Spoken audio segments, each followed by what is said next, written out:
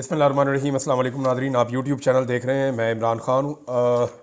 सबसे पहले खैबर पख्तूनख्वा में ये ऐलान किया गया है कि पाकिस्तान तहरीक-ए-इंसाफ़ 3 रोज़ का सोग मनाएगी। जो कुछ भी डी चौक में सान्या हुआ, जिस तरीके से वहाँ पे असली गोलियाँ चलाई गईं, यानी रबड़ की गोलियाँ तो पहले चला ही रहे थे, लेकिन जैसे लोगों को गोलियाँ मारी गई और जैसे बहुत सारे लोग ज़ख्मी हुए, अब तक की जो इतलात हैं उनके मुताबिक पाकिस्तान तहरीक-ए-इंसाफ़ ने 12 अफराद के नाम दे दिए हैं। 12 लोगों के नाम और उनकी तस्वीर जारी कर दी गई हैं, जिनके बारे में पाकिस्तान तहरीक-ए-इंसाफ़ ने यह बताया कि ये वो लोग हैं जो इस्लामाबाद में धरना देने के लिए गए थे अली अमीन गंडापुर के साथ, और ये वो लोग हैं जिनकी शहादतें हुई हैं। तो 12 लोग पाकिस्तान तहरीक-ए-इंसाफ़ ने कन्फर्म कर दिए हैं। एक और बड़ा अफसोसनाक वाक़या है कि इस्लामाबाद में मोहम्मद शफ़ीक नामी एक शख्स की डेड बॉडी पड़ी हुई थी अस्पताल में, और ये जनूबी पंजाब का शख्स था। इनकी फैमिली बार बार रब्ता कर रही थी कि जी हमारा बंदा हमें वापस कर दें, हमने उसको दफन करना है, तो उसकी डेड बॉडी नहीं दी जा रही थी। ओन अब्बास बप्पी साहब ने इसके ऊपर जो है वो इन्फॉर्मेशन दी है, और ये बड़ी अफसोसनाक इन्फॉर्मेशन है। उन्होंने कहा जी कि जनूबी पंजाब का मोहम्मद शफ़ीक और दीगर की लाशें पॉली क्लिनिक में पड़ी हैं। मोहम्मद शफ़ीक शहीद के भाई से बात हुई है, लाशें मौजूद हैं, लेकिन हुकूमत इनकारी है कि इनको शहीद नहीं किया गया, ना ही इनकी लाशें वर्सा को दी जा रही हैं। जिंदों को मसक करके अब लाशें भी खाने के दर पर हैं। दरिंदगी की इंतहा। अब जो इन्फॉर्मेशन आई है वो ये है कि इनके घर वालों से ये कहा गया कि आप हमें लिख कर दें कि हादसे के अंदर आपका जो घर वाला है ये जाँ बहक हुआ है, ये कोई शहीद नहीं हुआ, इसको गोली नहीं लगी, आप ये लिख कर दें, हम आपके हवाले लाश करेंगे। यानी लाशों के ऊपर भी सौदेबाजी हो रही है, और इस तरह की चीज़ें रिपोर्ट हो रही हैं जो इंतहाई अफसोसनाक है। ये सब कुछ इसलिए हो रहा है कि पाकिस्तान तहरीक-ए-इंसाफ़ के कारकुनों के साथ जो कुछ भी हुआ वो अब हुकूमत के लिए और पूरे निज़ाम के लिए एक मुसीबत बना हुआ है। आलमी सतह पे ये बहुत बड़ी खबर बन चुकी है, और जितना नुकसान हो गया है, खून कभी भी ऐसा नहीं होता कि जो बेगुनाह का खून है वो रंग ना लाए। ये अल्टीमेटली इन लोगों को सज़ा मिलेगी। अगर आप याद करें तो शरीफ ख़ानदान के जवाल का आगाज़ कब हुआ था? थोड़ा सोचें, नज़र आप बैकग्राउंड में जाएं, सोचें आप। ये ख़ानदान का तो तोती बोलता था। जब परवेज़ मुशर्रफ इक़्तिदार में आया तो परवेज़ मुशर्रफ के इक़्तिदार में आने से पहले भी इनका तोती बोलता था। 97 में ये 2/3 अक्सरियत लेकर आए थे, फिर ये पाकिस्तान से बाहर चले गए, पाकिस्तान वापस आए, तब भी इनकी अच्छी खासी मकबूलियत थी। 2008 में इन्होंने पंजाब में हुकूमत बना ली। अगर बेनज़ीर शहीद ना होती तो शायद ये वफाक में भी बना लेते। फिर 2013 में इन्होंने एक बड़ी भारी अक्सरियत से हुकूमत बनाई। पंजाब भी इनके पास था, बलूचिस्तान इनके पास था, और वफाक भी इनके पास था। लेकिन फिर अचानक क्या हुआ?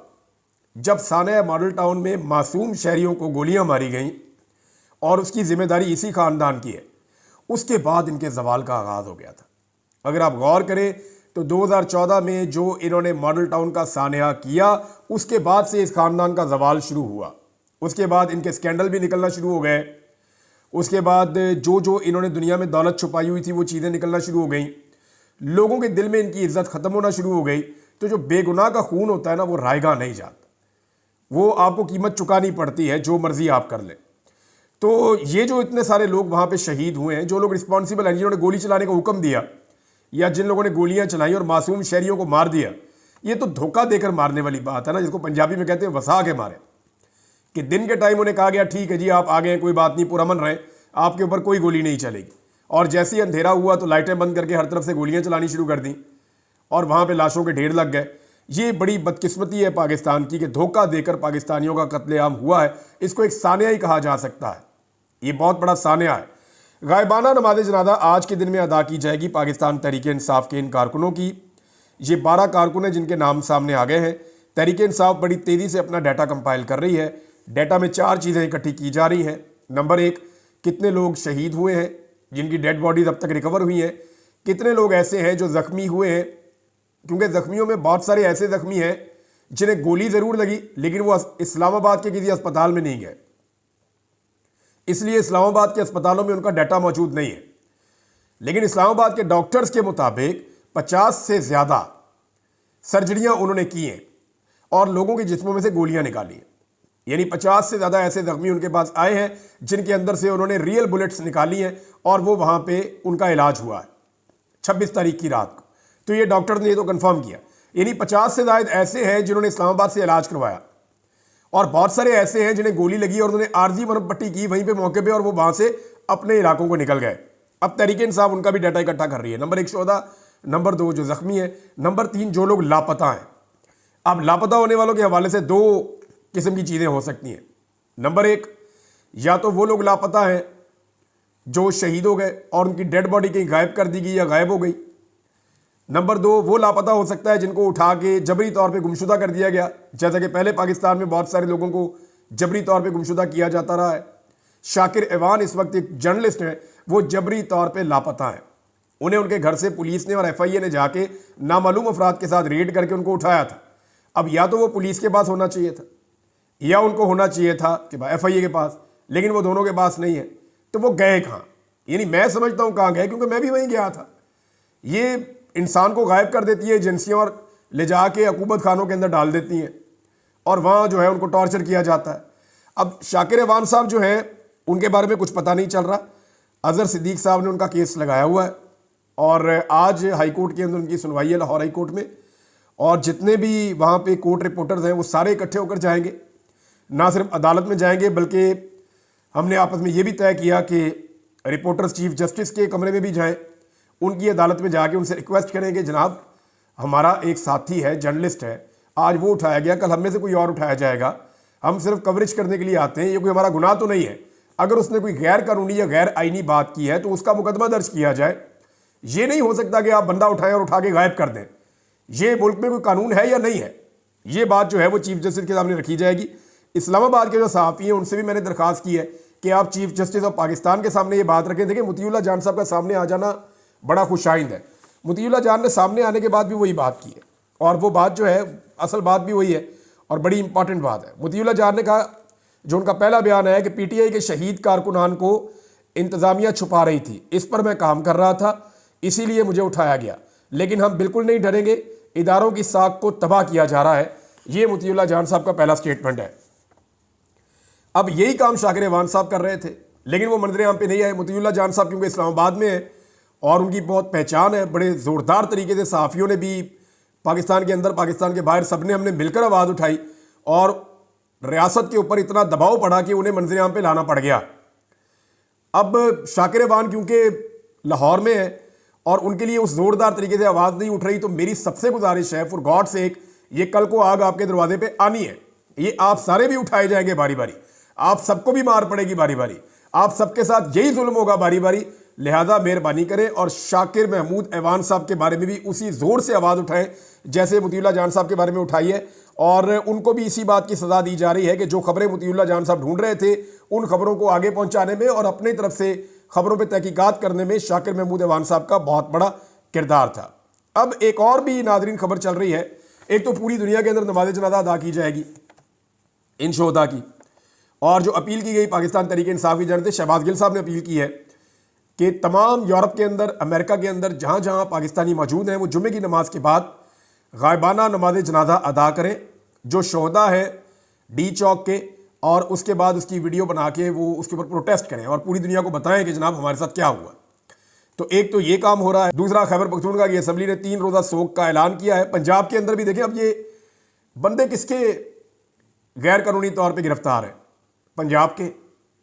मैंडेट कहाँ पे छीना गया है? पंजाब में। और मुतालबात के हक में कौन निकले? ज़्यादा लोग खैबर पख्तूनख्वा के निकले। तो एक्चुअली जो पंजाब में ज़्यादतियाँ हो रही हैं उनके खिलाफ खैबर पख्तूनख्वा के लोग निकले थे। तो अब पंजाब के लोगों का कम से कम इतना तो उनका हक बनता है कि वो निकलें और निकल के गायबाना नमाज जनाजा अदा करें उन लोगों का जिन्होंने उनके हक के लिए कुर्बानी दी है। तो नमाज जनाजा अदा करने के लिए कहा गया है। एक और चीज़ है वो ये है कि नैब ने एक टीम बनाई है बुशरा बीबी को गिरफ्तार करने के लिए। अब उन्हें गिरफ्तार करने की बहुत कोशिश की जाएगी, क्योंकि इस बात की सारे सिस्टम को समझ आ गई है कि बुशरा बीबी वो खातून है जो इस सारे क्राउड को लेकर डी चौक तक चली गई थी, और अगर दोबारा भी कोई आएगा तो बुशरा बीबी आएंगी या अलीमा खान आएंगी। तो ये खवातीन जो हैं इनसे अब खौफ है निज़ाम को। उन्हें यह पता है कि अली अमीन गंडापुर या बाकी लोग जो है वो कंप्रोमाइज़ हो जाएंगे। अली अमीन गंडापुर ने मीटिंग हो रही थी ना, पॉलिटिकल कमेटी की, उसके अंदर सारे बैठे थे। अली अमीन गंडापुर बात कर रहे थे और शिकवा कर रहे थे, कोई नहीं आया, कोई नहीं पहुंचा, और फिर अचानक उनकी लाइन ड्रॉप हो गई। तो 5-7 मिनट के बाद उनकी लाइन वापस आई और वो मीटिंग के अंदर ज्वाइन किया उन्होंने। तो उन्होंने उस वक्त बताया कि जी बुशरा बीबी भी मेरे पास है और वो भी यहाँ बैठी हैं। और अली अमीन गंडापुर साहब ने जानबूझ के ये बात वहाँ पे की कि आप बुशरा बीबी से पूछें कि क्या मैं उन्हें ज़बरदस्ती लाया था या उनकी मर्ज़ी के ख़िलाफ़ मैं उनको अपने साथ गाड़ी में बैठा के लाया हूँ। तो इस पर बुशरा बीबी ने समझदारी का मुजाहरा किया और उन्होंने कहा कि वो ये बात इमरान खान के सामने बताएंगी या नहीं बताएंगी। तो अली अमीन गंडापुर साहब ने कोशिश की कि यहीं पे किसी मामले को क्लियर किया जाए और मैं पार्टी के सामने सुरखरू हो जाऊं कि जनाब मैं बुशरा बीबी को नहीं लेकर गया, ये अपनी मर्जी से आई है वहाँ से। तो उन्होंने कहा नहीं, ये बात मैं इमरान खान के सामने कहूँगी। वहाँ बुशरा बीबी ने कोई एक दो जज्बाती जुमले बोले हैं जिनके बारे में ये शर्म दिलाने की उन्होंने कोशिश की पाकिस्तान तहरीक इंसाफ को, जिस पे बहुत सारे लोगों ने माइंड किया और बनता भी था। देखें, बुशरा बीबी को पॉलिटिकल लीडर तो नहीं है ना, पाकिस्तान तहरीक इंसाफ जो है वो कोई ऐसी पॉलिटिकल पार्टी है जिसमें मौरूसियत हो। अब उनका, पाकिस्तान तहरीक इंसाफ के लोगों का ये कहना है कि उनका नहीं बनता था कि वो पार्टी की बाज़पुरस करें या लोगों को डांटें। पार्टी जवाबदेह बुशरा बीबी को नहीं है, पार्टी जवाबदेह इमरान खान साहब को है। हाँ, ये पार्टी ने एडमिट किया कि जनाब हमसे गलती हुई, हम नहीं पहुंच पाए, हमने बड़ी कोशिश की, लेकिन इतना ज़बरदस्त कर्फ्यू था पंजाब में कि हम वो रुकावटें नहीं तोड़ पाए। इसके बारे में सबने अपनी अपनी वजह भी पेश की है, सबने अपनी अपनी बातें बताई कि जनाब मैं बेड़ियाँ क्रॉस कर रहा था, तो मैं दरिया क्रॉस कर रहा था, तो मैं सड़कों पर चल रहा था, तो मैं रास्ते बदल रहा था। सब ने अपनी अपनी कहानी सुनाई। चंद लोगों के अलावा किसी ने भी इतनी एफर्ट नहीं की है। अब नाजरीन, पाकिस्तान तहरीक इंसाफ के हवाले से ना मीडिया को भी इंस्ट्रक्शन है, हुकूमत को भी इंस्ट्रक्शन है और सबको ये कहा गया है कि 26 तारीख को रात को जो भी सानिया हुआ उसके ऊपर बात नहीं होनी चाहिए, उसके ऊपर फोकस नहीं होना चाहिए। और तहरीक इंसाफ जो है वो सिर्फ डाटा इकट्ठा कर रही है 4 चीज़ों का मैं आपको बता रहा था, एक शोहदा का, दूसरा जख्मियों का, तीसरा लापता अफराद का और चौथा गिरफ्तार अफराद का। वो सारा डाटा वो जारी करेंगे और एक एक चीज़ वो सही तरीके से बताएंगे। तहरीक इंसाफ इसके अंदर एहतियात से काम ले रही है ताकि कोई ऐसे नाम ना आ जाए जो कल को शर्मिंदगी का बायस बने। लेकिन ये जो सारी एपिसोड हुई है, इसके बाद पूरी कोशिश ये है कि फोकस हटाया जाए, उस रात को जो कुछ भी हुआ उसके ऊपर से फोकस हटाया जाए। फोकस हटाने के लिए 3 चीज़ें हैं जो आने वाले दिनों में की जा सकती हैं और उनके ऊपर डिबेट को बढ़ाया जा रहा है, जानबूझ के इसके ऊपर डिबेट करवाई जा रही है। तीनों चीज़ें कौन कौन सी है? नंबर 1, पाकिस्तान तहरीक इंसाफ पर पाबंदी लगाई जाए। पाबंदी लग ही नहीं सकती। अच्छा, पाबंदी अब लगाएंगे तो मामला जाएगा आईनी अदालत में। आईनी अदालत जो है वो अपने बंदों की बनी हुई है, अपने जजेस की बनी हुई है, अपनी मर्जी की पार्लियामेंट ने बनाई हुई है। तो वहाँ पाकिस्तान तहरीक इंसाफ पे पाबंदी लग भी सकती है, लेकिन इसका फ़ायदा कोई नहीं होगा। तो पाकिस्तान की सबसे बड़ी पॉलिटिकल पार्टी है, उस पर पाबंदी लगा के आप कख भी हासिल नहीं कर सकते, आप कुछ भी नहीं कर सकते। पाकिस्तान तहरीक इंसाफ पर पाबंदी लगाएंगे, फ़र्ज़ करें आप उनके सारे बंदे भी डी-सीट कर देते हैं, तो आप क्या दोबारा इलेक्शन करवाएंगे? फिर किस तरफ जाएंगे? पाकिस्तान इसका खुमियाजा नहीं भुगत सकता। लगा भी नहीं पाबंदी तो कुछ नहीं कर सकते। इमरान खान का ये कख नहीं बिगाड़ सकते पाबंदी वाले मामले में। दूसरा, गवर्नर राज। तो खैबर पख्तूनख्वा में कौन सी अली अमीन गंडापुर की हुकूमत है? एक डीपीओ और डीसी तो वो ट्रांसफ़र नहीं कर सकते, छोटे छोटे फैसले तो वो अपनी हुकूमत के ले नहीं सकते। हर चीज़ जो है वो एस्टेब्लिशमेंट के कंट्रोल में है पूरी तरह से। पुलिस एस्टेब्लिशमेंट के कंट्रोल में है, इंतज़ामिया एस्टेब्लिशमेंट के कंट्रोल में है, चीफ सेक्रेटरी एस्टेब्लिशमेंट के कंट्रोल में है। तो अली अमीन गंडापुर तो एक डमी वज़ीर आला है जिसको अच्छा खाने के लिए मिलता है और एक बड़ा घर मिला हुआ है और कुछ प्रोटोकॉल मिला हुआ है और कुछ इख्तियारात थोड़े बहुत हैं अली अमीन के पास। तो वो अगर गवर्नर राज लग भी जाए तो क्या फ़र्क पड़ता है? गवर्नर राज लगाएंगे तो इमरान खान का बहुत बड़ा पॉलिटिकल फ़ायदा करेंगे। अगर कोई कसर रह गई है खैबर पख्तूनख्वा में इनकलाब आने में तो वो भी पूरी हो जाएगी। अच्छा, तीसरी चीज़ ये है कि इमरान खान को मिलिट्री कोर्ट में ले जाने की कोशिश कर सकते हैं या इस डिबेट को बढ़ा सकते हैं। तो इमरान खान को मिलिट्री कोर्ट में, अगर ये सिर्फ बातें कर रहे हैं, डींगे मार रहे हैं, इनमें से कोई चीज़ हो सकता है ट्राई भी कर लें, इनका पता कोई नहीं है। वो जो सीधी गोलियां चला सकते हैं आम शहरियों के ऊपर, वो कुछ भी कर सकते हैं। अब इनसे कोई बईद नहीं है। ये बात आप ज़हन में रखें कि आपके दिमाग में हो ना कि ये वाली चीज़ आईनी और कानूनी तकाज़ों के मुताबिक नहीं हो सकती या ये वाला मामला तो कभी नहीं कर सकते, तो आप इनसे उम्मीद रखें ये कुछ भी कर सकते हैं। ये इतना सहमे हुए हैं, डरे हुए हैं इमरान खान से कि ये कुछ भी कर सकते हैं, किसी भी लेवल तक जा सकते हैं। भारत इमरान खान साहब को मिलिट्री कोर्ट में डालेंगे तो बैन अवी सतह पर प्रेशर बहुत ज़्यादा बढ़ जाएगा और वो प्रेशर फिर इनके नाक में दम कर देगा। वो प्रेशर वैसे भी बढ़ता जा रहा है। बहुत सारे आलमी रहनुमाओं के ट्वीट्स आ रहे हैं, उनके बयानात आ रहे हैं और अभी आने वाले दिनों में ये जो इस्लामाबाद में हुआ इसके ऊपर तहकीकात हो रही है। एम्बेसियाँ भी अपनी अपनी रिपोर्टें लिख रही हैं, आलमी मीडिया भी अपनी अपनी रिपोर्टें लिख रहा है। आप आने वाले 1-1.5 हफ्ते के अंदर इसके अंदर आप बहुत सारी डेवलपमेंट होती हुई देखेंगे। इसको दबाने की पाकिस्तान में जितनी मर्जी कोशिश की जाए, लेकिन ओवरसीज पाकिस्तानी इस मसले को दबने नहीं दे रहे। नून लीग की सबसे ज़्यादा फूक निकली हुई है। वजह क्या है? नून लीग की फूक निकलने की वजह यह है कि नून लीग को इस बात की समझ आ गई है कि अब हमारा अवाम के अंदर जाना कभी बनता ही नहीं। फिलहाल इस वक्त तो अवाम के अंदर बिल्कुल नहीं जा सकते क्योंकि अवाम हमारी दुर्गत बना के रख देगी। इनको अंदाज़ा हो गया है कि लोग पंजाब समेत पूरे मुल्क में इनका भुड़कस निकाल देंगे, लोग इतने गुस्से में, और ये लोगों में जाने के काबिल नहीं रहे। इन्होंने पाकिस्तान तहरीक इंसाफ की बढ़ती हुई ताकत देख ली है, और जितनी इन्होंने फस्तायत की है उतनी ही पाकिस्तान तहरीक इंसाफ की ताकत मजीद बढ़ती गई। नाज़रीन, फजलुर रहमान साहब ने भी स्टेटमेंट दिया है इस सारे मामले को लेकर। फजलुर रहमान साहब का जो स्टेटमेंट है वो पढ़ के सुनाए तो बड़ा दिलचस्प है। उन्होंने कहा कि एस्टेब्लिशमेंट मफाद परस्त सियासतदान रस्ते से हट जाएं और अपनी नाकामी को तस्लीम करें। 77 साल से जो कुव्वतें पाकिस्तान पर मुसल्लत हैं उनको गिरेबान में झांकना चाहिए। पाकिस्तान की एस्टेब्लिशमेंट मफाद परस्त सियासतदानों और ब्यूरोक्रेसी को कहना चाहता हूं कि आपके बस में मुल्क की खुशहाली नहीं है, आप रस्ते से हट जाएं और अपनी नाकामी को तस्लीम करें। इदारों की ताकत को गलत इस्तेमाल किया जा रहा है। गलत हुक्मरानी की वजह से मुल्क में कदम कदम पर इस्तराब है, खून बह रहा है और वसाइल पर कब्जा किया जा रहा है। फजलुर रहमान साहब ने कहा कि तमाम सूबों पर इसकी आवाम का हक है, किसी को यह हक हासिल नहीं है कि वो वहाँ के वसाइल पर जबरन कब्जा करे। हम ना अपने बच्चों का हक किसी को देना चाहते हैं और ना ही किसी का हक छीनना चाहते हैं। पाकिस्तान को अनारकी की तरफ धकेला जा रहा है। अवाम आइन और कानून का एहतराम करती है, लेकिन अगर मुल्क में कानून पर हुक्मरानों की जानिब से अमल दरामद नहीं होता तो फिर कौम भी इसकी पाबंद होने की मिजाज नहीं है। उन्होंने कहा कि ये असम्बलियाँ बनाई जाती हैं, ये अवाम के मुंतखब असम्बलियाँ नहीं होती। हर असम्बली के हवाले से एक एजेंडा होता है कि हम इससे ये कानून साजी और तरामीम पास करवाएंगे। फजलुर रहमान साहब खुद हिस्सा रहे हैं। अभी तरमीम तो एक उन्होंने पास की है, जिसके बाद कानून साजी करके उन्होंने अपने काम निकाल दिए सारे के सारे। पाकिस्तान तहरीक इंसाफ के एहतजाज के हवाले से भी उन्होंने बात की। उन्होंने कहा कि जो कुछ इस्लामाबाद में हुआ, मुझे किसी पार्टी के फैसले से गर्ज नहीं, वो अपने फैसले के खुद जिम्मेदार हैं। अगर मशवरा मांगेंगे तो दिया जाएगा। एक सूबे से जब काफिले आ रहे थे, इस वक्त उनके लिए रास्ते छोड़े गए और कहा गया कि हम गोली नहीं चलाना चाहते। जब वो डी चौक पहुंच गए तो फिर गोली क्यों चलाई? अब फजलुर रहमान भी कह रहे हैं गोली चलाई है, अख्तर मैंगल भी कह रहे हैं गोली चलाई है, महमूद खान अचकजई भी कह रहे हैं गोली चलाई है, अंदरूनी सिंध की जमातें भी कह रही हैं गोली चलाई है, जमात इस्लामी भी कह रही है गोली चलाई है, आलमी मीडिया भी कह रहा है गोली चलाई है। इतने ऐनी शाहिदीन है, इसके ऊपर एक जुडिशल इंक्वायरी होनी चाहिए। इस सारे मामले पे हकायक के मुताबिक जो इस वक्त का तकाजा है वो ये है कि जुडिशल इंक्वायरी होनी चाहिए, ताकि दूध का दूध और पानी का पानी हो।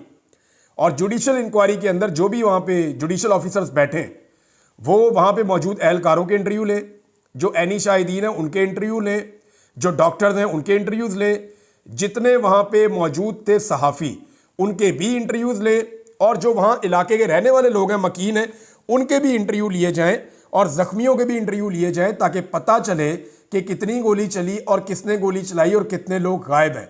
ये जुडिशल इंक्वायरी बहुत ज़रूरी है, वरना कल को कोई भी एहतजाज करने आएगा और आप गोलियां चलाएं और उसके बाद पता ही ना चलने दें और कंप्रोमाइज़ करके आप लाशें दें, लाशों के ऊपर भी सौदेबाजी करें, तो इस मुल्क के अंदर जंगल का कानून होगा। नाज़रीन, मैंने 2-3 दिन पहले एक बात की थी, मैं उसकी तरह वजाहत करना चाहता हूं कि कोई भी जत्था आए और आके हुकूमत को गिरा दे तो क्यों गिरा दे, कैसे गिरा दे।